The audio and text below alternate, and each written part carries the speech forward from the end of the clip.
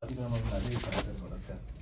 म तपाईँलाई प्रेस यो पत्रकार सम्मेलन मार्फत जानकारी गराउन चाहन्छु। मुन्दुम अलिखित होइन लिखित हो, 25 वटा भन्दा धेरै छ। यो अहिले पुग्न चाहिँ अब संसारमा पुगेको छ, तर अलिकति लिमिटेड जस्तो भएको छ। किन धर्म त अमेरिका, युके, बेलायत लगायत बर्मा, म्यानमारसम्म छ, तर अहिले बाहिर आएको छैन। हामी समयसँगै यसलाई बाहिर ल्याउनेछौँ। र अर्को कुरा, यहाँदेखि पछाडि अब यो मुन्दुम अलिखित भनेर आक्रमण गरिहाल्यो, यसमा किन भने भन्ने कुरा हो होइन।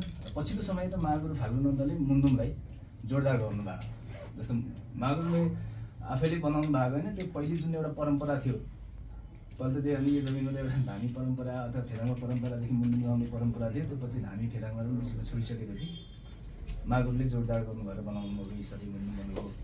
र महागुरु फाल्गु नन्द र किराँत दर्शनमाथि यो पल्ट मात्रै होइन, धेरै अगाडिदेखि नै इसाई मिसनरीहरूको आक्रमण हुँदै आइरहेको छ। यसमा के छ भने यो लगभग यो 2055-56 सालतिर मलाई जहाँसम्म लाग्छ त्यतिखेर किराँत धर्म फुट्यो। त्यसपछि दुई टाइपको, अहिले एउटा किराँत धर्मको केन्द्र माङ्सेबुङ लाटमा, त्यस पछाडि अर्को चाहिँ एउटा एकलिङ्गे भन्छ, यो तपाईँको हात्तीलेला भन्छ। त्यहाँनिर चाहिँ एउटा गर्डेजल भन्ने पात्रलाई महागुरुको औपचारिक घोषणा गरिएर उतातिरको किराँतको गुरु बनाइयो। र ती गुरु चाहिँ वास्तवमा मिसनरी थिए। अहिले चाहिँ सबै धर्म एउटै हो भन्दै मिसन चलाएर हिँडेका छन् तिनले। तिनको नेतृत्वमा महागुरुले 70 वर्षसम्म खाली खुट्टा हिँडेर कठोर तपस्या ध्यान गरेर प्राप्त गर्नुभएको मुन्दुमहरू चाहिँ धेरै जलाइएको छ। अघि हाम्रो अभिषेक सरले भन्नुभएको थियो, योगी नरहरिनाथले लेख्नुभएको दर्शनहरू जलायो। त्यस्तै योगी नरहरिनाथ र महागुरु फाल्गु नन्दमाथि मिसनरीहरूको त्यतिकै धेरै चाहिँ नि आक्रमण भएको छ। उहाँको चाहिँ नि मुन्दुम मात्रै जलाइएन, पछिल्लो समय विभिन्न आरोप लगाउनेदेखि लिएर शालिग फुटाउनेसम्मको कार्यक्रम भएको छ होइन। त्यसले गर्दाखेरि इसाई मिसनरीले त्यति मात्रै गरेर यो बिचमा चाहिँ मान्छेमाथि आरोप प्रत्यारोप लगाउने, कहिले चाहिँ मौलिकताको आवरणमा चाहिँ किराँत धर्ममाथि आक्रमण गर्ने, तपाईँको चाहिँ महागुरुमाथि आक्रमण गर्ने खेल चाहिँ चलिरहेको थियो। र त्यो सबै चिजहरू चाहिँ फेल भइसकेपछि यसपालि चाहिँ लिखित रूपमै एउटा साम्पाङ राईहरूको हराइरहेको किराँत राज खानदानको इतिहास भन्ने लेख्नुभएको छ एकजना पास्टर साहबले, तुलसी राईले।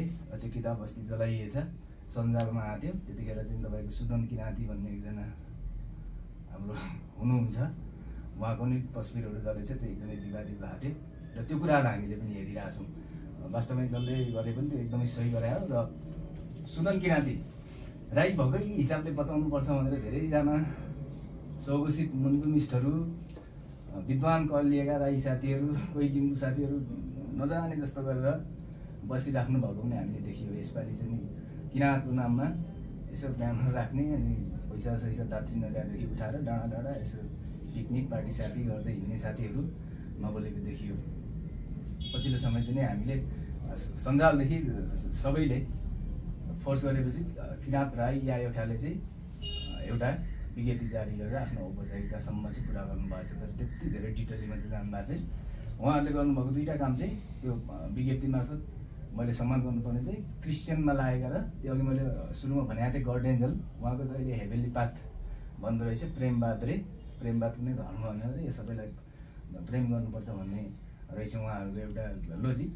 त्यसमा लागेकोलाई चाहिँ साकेला नाच्नु नदिने, त्यस पछाडि ड्रेसहरू चाहिँ प्रयोग गर्न पूर्ण निषेध गरिएको छ भन्ने खालको एउटा दुईवटा लाइन आएको रहेछ। त्यो चाहिँ म उहाँहरूलाई सम्मान गर्न चाहन्छु। र आगामी आउने साकेलातिर चाहिँ पुरै ती दुई खालले चाहिँ ती पहिरनहरू प्रयोग गरे भनेको खण्डमा चाहिँ कारवाही गरेको पनि देख्नु पाइयोस्, हेरेको चाहन्छु। र अर्को कुरा, अघि अभिषेक सरले भन्नुभयो, म त्यसमै जोड्न चाहन्छु। समाज कसरी फुटाइएको छ भन्ने कुरा, जस्तो अहिले समाजमा एन्टी बाउन्ड सेन्टिमेन्ट विकास गरिएको छ एकदमै डरलाग्दो रूपमा। एन्टी बाउन्ड वाला सेन्टिमेन्ट विकास गरेपछि एन्टी हिन्दू अटोमेटिकली भइहाल्दो रहेछ, देखिँदो रहेछ। किनभने प्रत्यक्ष हिन्दू धर्मसँग को जोडिएछ भने बाहुनै देखिँदो रहेछ परदेखि मान्छेले हेर्दाखेरि। त्यसले गर्दाखेरि यो एकदमै समाजमा यो खालको सेन्टिमेन्टहरू विकास गरिएको छ। र यो पहिचानवादी भन्ने, मङ्गोल भन्ने, मूलवासी भन्ने, भूमिपुत्र भन्ने, खैके भन्नेहरूले चाहिँ नै समाजको सबैभन्दा ठुलो अहिले के बनाएको छ भने हाम्रो मेन शत्रु, प्रधान शत्रु चाहिँ हिन्दू हो, त्यो बाहेक क्रिस्चियन चाहिँ हाम्रो मुख्य एकदमै मित्र शक्ति हो भनेर काँधमा हालेर हिँड्ने काम पनि भइरहेछ र समाज यसरी नै चलिरहेछ। त्यसले गर्दाखेरि हिन्दूलाई आरोप लगाइराख्ने यो किताबमा पनि त्यस्तै लेखिएको छ, त्यो पुस्तकमा। पुस्तकमा चाहिँ हिन्दूलाई प्रधान शत्रु पृथ्वीनारायण शाहले प्रधान शत्रु कायम गर्ने अनि मान्छेमा त्यो खालको एउटा भावना विकास गरेर चाहिँ उता इसाई चाहिँ ठिक छ भन्ने खालको बनाइएको छ। यो सरासर गलत छ। यहाँ अब यो मिडिया मार्फत हेर्दै गर्नुहुने किराँतका साथीहरू अनुरोध छ त्यतातिर पनि नजानुहोस्। सबैले अरूले भनेको कुरा पश्चिमाहरूले भनेका कुराहरू कुनै पनि सत्य हुँदैन। पश्चिमाको कुरातिर चाहिँ लाग्नुभयो भने तपाईँको अन्त्य चाहिँ निश्चित छ। तपाईँले टाउकोमा बोकेर हिँडिराख्नु भएको छ अनि भएको छ। त्यसले गर्दाखेरि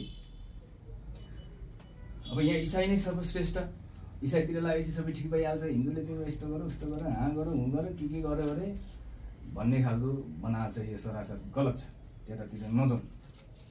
र अर्को समाजमा अर्को पनि भाषा विकास गरेर रहेछ यो किराँती भन्ने साथीहरू हुनुहुन्छ, उहाँहरू आफूलाई कम्युनिस्ट भन्नुहुन्छ। हुनु चाहिँ अब कम्युनिस्ट र किराँतको चाहिँ कुकुर बेचेको पनि छैन होइन। जसले आफूलाई कम्युनिस्ट भन्नुभएको छ अनि नामको पछाडि किराँती पनि झुन्ड्याउनु भएको छ। तपाईँहरूले त्यो कि हातदेखि त्यो मार्क्सवाद फ्याल्नुहोस् साथी हो, के होइन भने चाहिँ नामको पछाडिको किराँत चाहिँ चट्टा काटेर कैँची लाएर फ्याल्नुहोस्, त्यो कुनै पनि सम्बन्ध छैन। अब ती साथीहरूमा के भावना विकास भएको रहेछ नि सुदन किराँतीको केसलाई हेर्दाखेरि नामको पछाडि जसले किराँती लेखेको थिए तिनीहरूले सुदन किराँतीको बचाउनुको लागि तपाईँको इसाई बचाउनुको लागि चुप लाएर बस्ने अनि ग्रुपमा चाहिँ बढी नै कुरा गर्ने अनि मलाई म्यासेज पनि पठाइराख्नुमा हुन्छ नेपालको सबैभन्दा ठुलो समस्या चाहिँ हिन्दू नै हो भनेर पठाइराख्नु भएको थियो होइन। हुनु पनि होला, नेपालको लागि ठुलो समस्या हिन्दू नै होला। मिसनरीको लागि हिन्दुजम ढल्ने हो भने नेपाल 2 मिनट पनि टिक्दैन। यो तपाईँहरूको कुरा त ठिकै, तर उल्टो बुझ्नुभयो। मैले यसलाई सकारात्मक रूपमा बुझेको छु। अब उहाँहरूको के छ भने एउटा कुरा यो किराँती भन्ने साथीहरूले चाहिँ के आरोप लाउनुहुन्छ भने हाम्रो किराँती सभ्यता संस्कृतिको लागि चाहिँ घातक चाहिँ क्रिस्चियन भन्दा पनि महागुरु फाल्गुनन्द चाहिँ घातक हो भन्ने खालको एउटा विकास भएको छ त्यहाँ होइन। उहाँ तपाईँहरूलाई मेरो एउटा प्रश्न छ, महागुरु फाल्गुनन्द किराँत समाजको लागि घातक थियो भने उहाँले चाहिँ तपाईँहरूले अब्रामको छोरा भनेर लेख्नु भएको छ कि मोसाको छोरा लेख्दा चाहिँ के छ त्यो पनि एन्सर पाउँ साथी हो होइन। यो मजाक गर्ने विषय होइन। जसले चाहिँ आफ्नो पुरा जिन्दगी खाली खुट्टा हिँडेर समाजको लागि अनि दर्शन शास्त्र जोड्ने काम गर्नुभएको छ, उहाँलाई नै सबैभन्दा प्रधान शत्रु देख्ने काम चाहिँ बन्द गर्नुहोस्, यो राम्रो होइन। र अर्को कुरा यही अब यो किराँत भएपछि महागुरु जोडिसकेपछि सबैभन्दा धेरै आक्रमण चाहिँ उता माङ्सेबुङमा पनि भइहाल्दो रहेछ क्या। लारुम्बामाथि पनि भएको छ, हुने गर्छ। साथीहरूको उहाँ छ यो लारुम्बातिरको लाई चाहिँ यो किराँत भन्ने नै साथीहरूले खराने सराने भन्ने एउटा सम्बन्धन छ।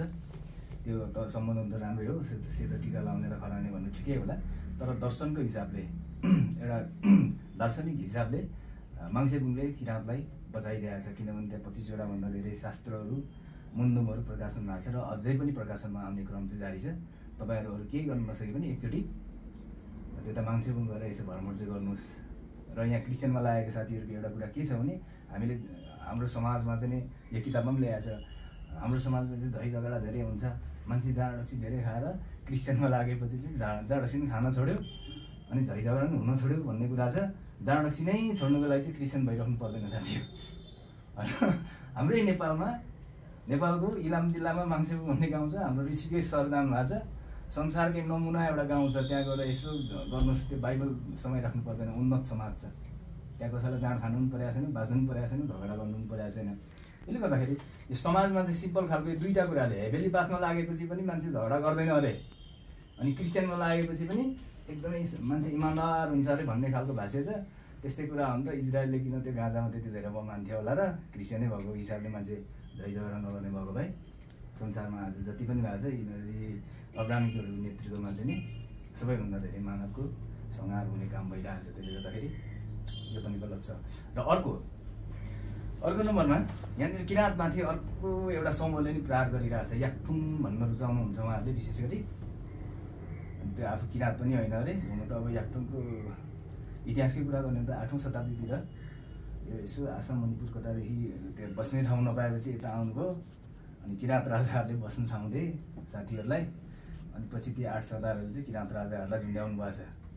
हो त्यही त्यो 10 सरदारहरूलाई त्यो याक्थुङ भन्ने साथीहरूलाई बस्नु दिएपछि किराँतको उदोगति भयो। उहाँहरूले पछिल्लो समय एकदमै छ नि धेरै यो इसाईको मिसनरीको उत्साहमा लागेर आक्रमण गरिराख्नुमा चाहिँ यो पनि गलत छ, यो पनि नगर्नुहोस्। अहिले जसले म याक्थुङ भनेर यहाँ घाँटीमा यसो सिलामसाकमा छातीमा टालेर हिँड्नु भएको छ गाउँ गाउँमा, उहाँहरू सबै मिसनरी हुन्। त्यसको घरमा राम्रोसँग खोज्नुभयो भने बाइबल पाउनुहुन्छ।